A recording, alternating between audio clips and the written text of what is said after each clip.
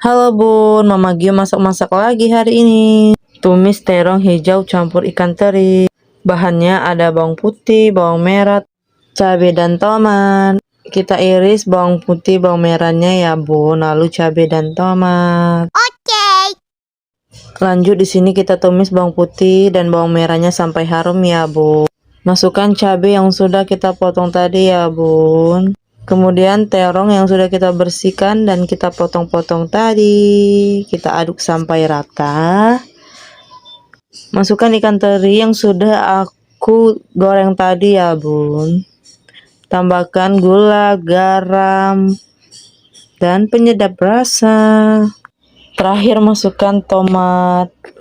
Kita aduk-aduk lagi ya Bun sampai tercampur dengan rata. Kita tunggu dia mateng. Tumis terong hijau campur teri ala Mama Gio.